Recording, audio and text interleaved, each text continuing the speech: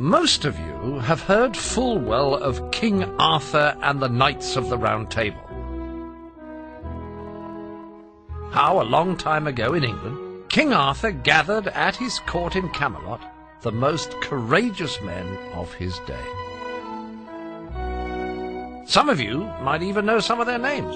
There was Sir Lancelot, and Sir Galahad, and Sir Gawain. But the bravest and noblest of them all was a little-known knight whom all the histories through the ages overlooked. Yet, without this very knight, King Arthur himself would surely have lost his crown. Our story starts in the stone cottage of a poor farmer in the south of England. One day, the farmer's wife gave birth to a son, quite hale and healthy, but alas, no larger than a human thumb. And so his parents called him Tom Thumb.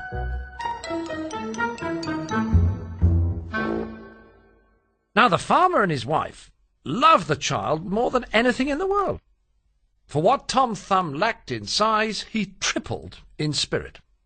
When he was but a fortnight old, Tom learned to saddle unsuspecting crickets and ride them roughshod round the cottage.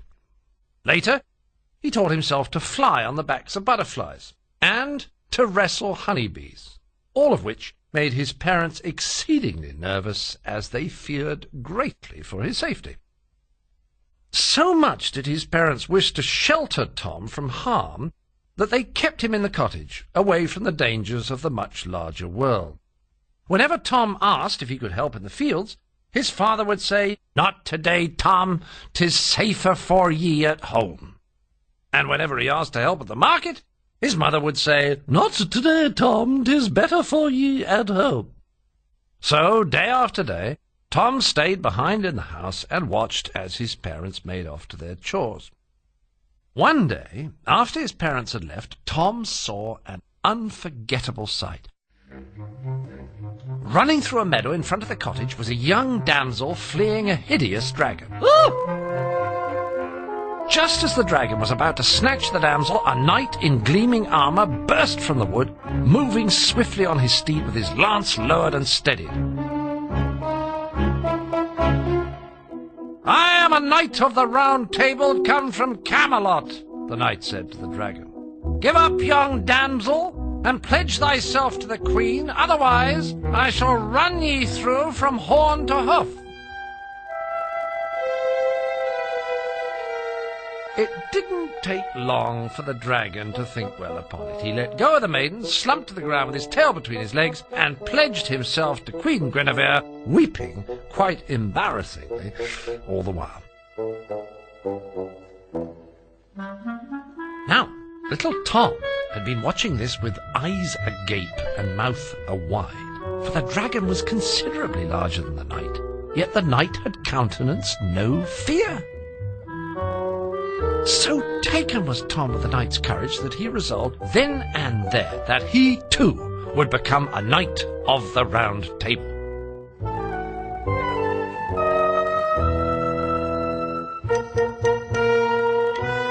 The very next day, Tom sewed himself a suit of armour from the shells of beetles. He carved a helmet from an acorn crown and plumed it with the tail feather of a titmouse. He took one of his mother's sewing pins for a sword and sheathed it in a case stitched from pure spider web. and for several weeks he practiced sword fighting and jousting, first with an army of boisterous ants, and finally with the family hamster.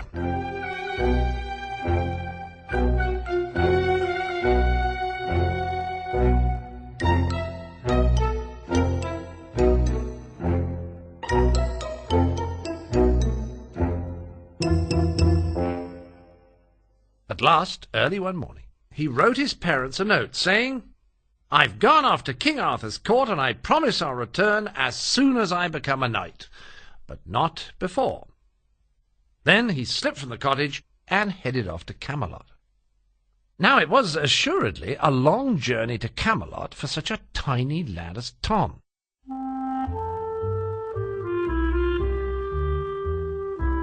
He walked through a field of towering barley grass, which he climbed occasionally to get his bearings. For lunch, he ate a whole wild red currant, and then quenched his thirst with a drop of dew.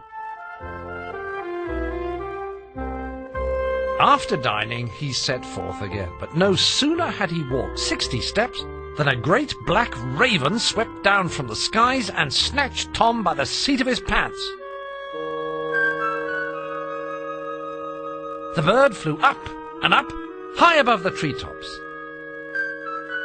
From up there Tom could see forests and fields, and far in the distance his parents' cottage disappearing over the horizon. Ere long, Tom said to the raven, "Good raven, what do you plan to do with me?" "Well, you're the last ingredient for me shepherd's pie," the raven replied. Tom turned this over a bit and said, "With thee well, good raven, there's not much meat on me, you know." "Never you mind," said the raven. "And I'd likely cause you indigestion," said Tom.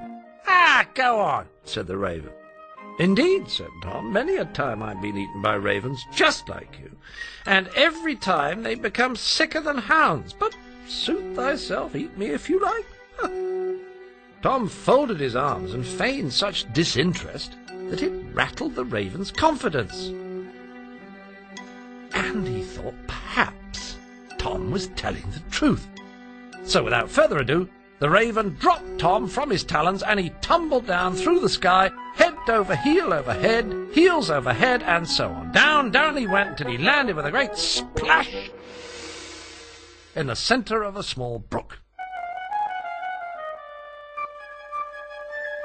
Before he knew it, Tom was being washed down the stream, desperately bobbing about like a cork in the swift current. He grabbed hold of a passing maple leaf and threw himself aboard. Now he was certain he'd never reach Camelot and never become a knight. So he lay down on the leaf, exhausted, and fell fast asleep.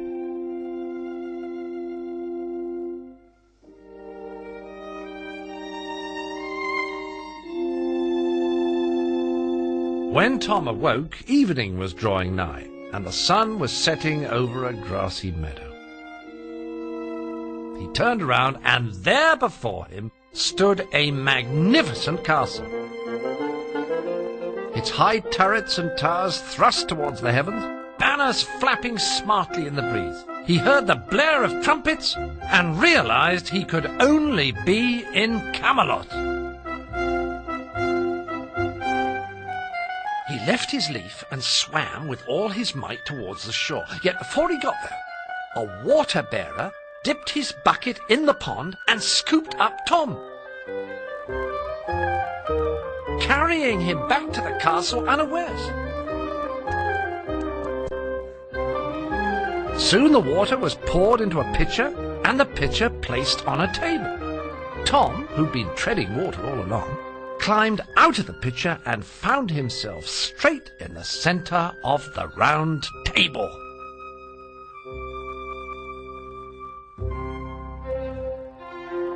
He stood for a moment, dripping wet and speechless, staring at all around him. Stretching as far as Tom could see were great mountains of mutton chops, whole hillsides of pickled cabbage, pyramids of steaming potatoes, and vast, savoury pastures of Yorkshire pudding. Looming above this forest of fragrant food were men eating and drinking, belching and bragging, with jesters and squires and lute players by their sides. There was Sir Lancelot, and there Sir Galahad, and there Sir Gawain, and there Sir Cumference, and Sir Tax, and Sir Charge, and there Certificate of Deposit, who was eating his food with the greatest of interest. And staring straight down at Tom was none other than King Arthur himself.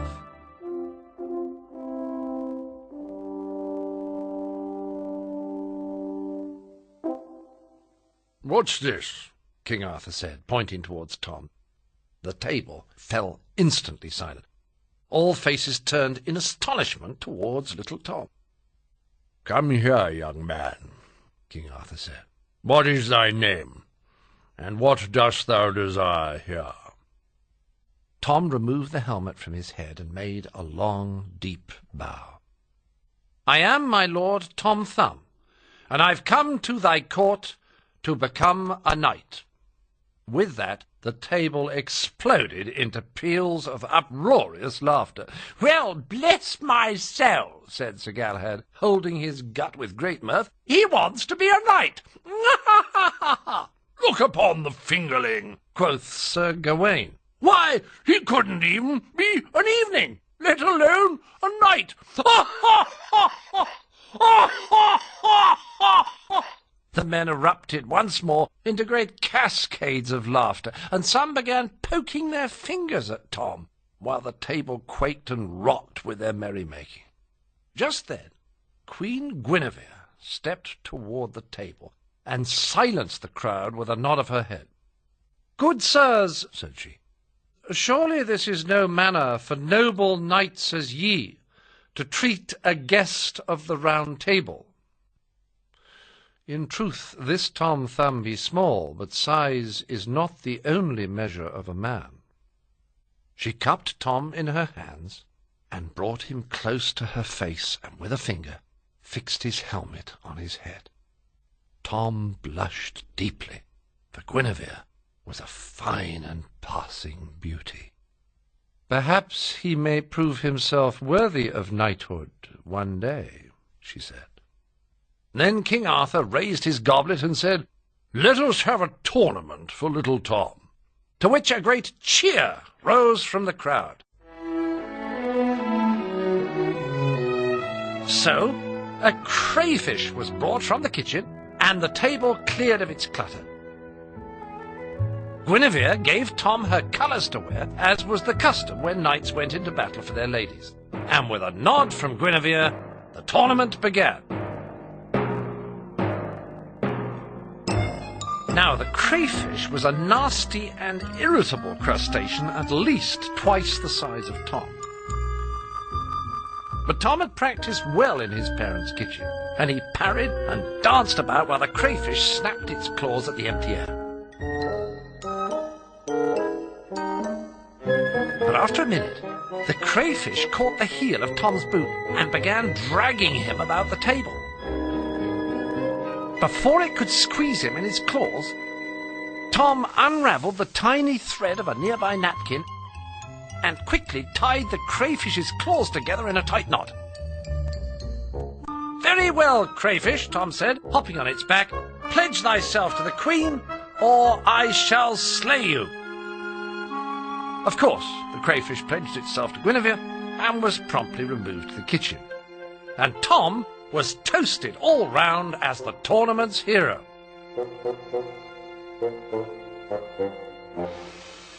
And so Tom Thumb made a place for himself at the Round Table.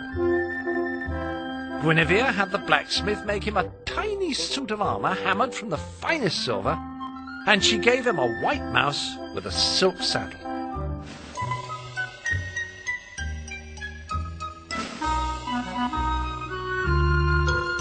At the Round Table he provided the knights with endless entertainment.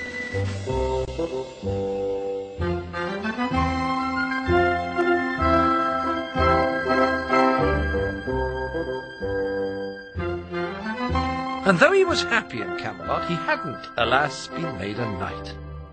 And it greatly saddened him, for he could not go home and see his parents until he had fulfilled his promise to them.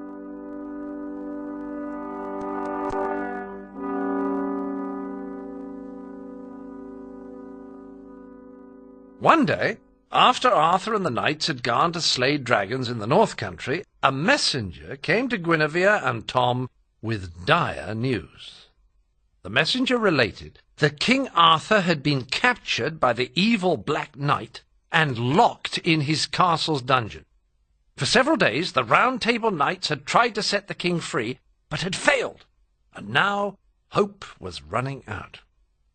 "We must make ready at once," Tom said to Guinevere. "Perhaps we can save him."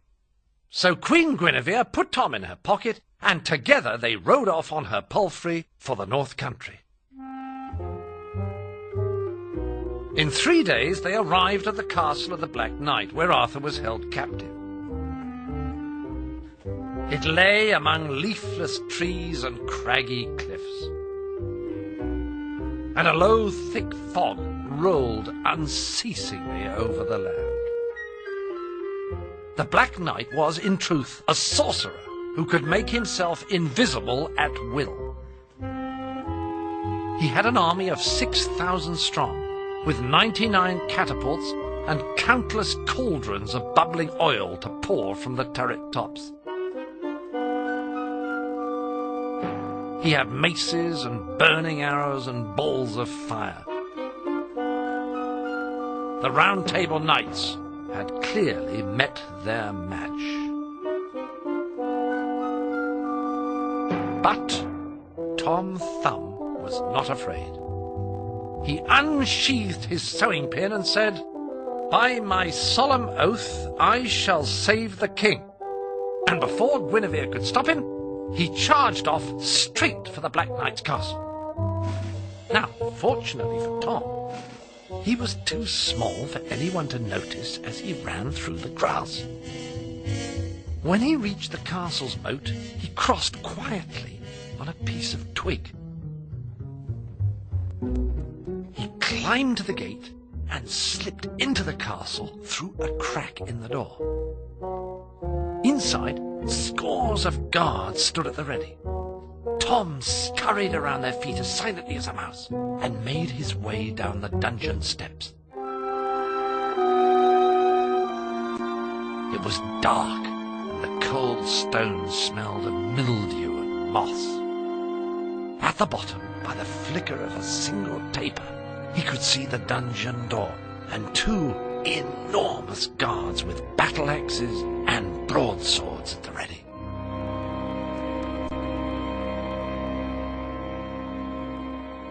Tom thought for a moment, then crept into a corner where his voice would echo the loudest. He took a deep breath and yelled as loud as he could, "Guards, come quick upstairs! The Round Table knights have broken through!"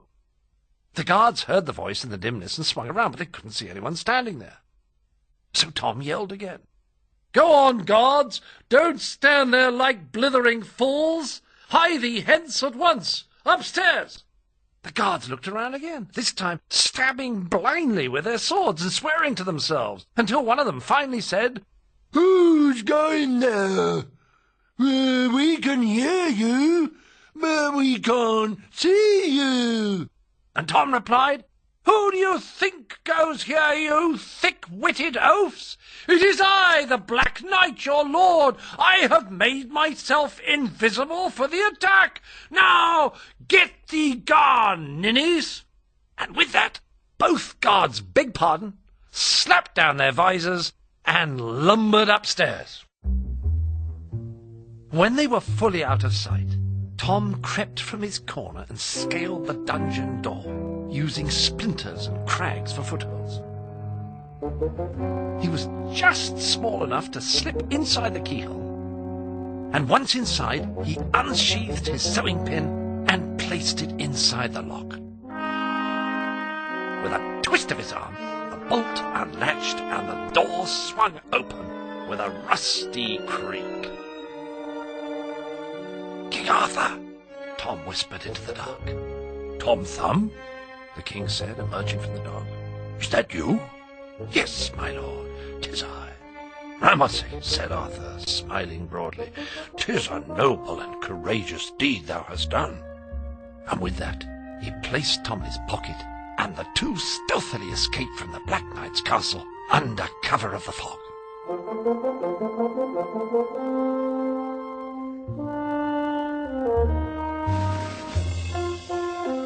When they returned to Arthur's castle, an enormous banquet was held in Tom's behalf, with all the lords and ladies of the kingdom in attendance. And a special escort was sent to Tom's parents' cottage to bring them to Camelot too. When his parents entered the castle and saw Tom, they rushed towards in tears, happy to be reunited once again. Their hearts swelled with pride. And there, as his parents looked on, beaming from ear to ear, and as Guinevere lovingly clasped her hands, Tom knelt before the king.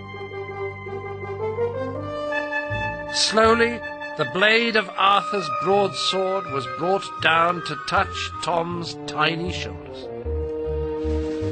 The trumpets blared, the crowds gave shout, and Tom Thumb was officially declared the smallest, bravest knight ever to grace the kingdom of Camelot.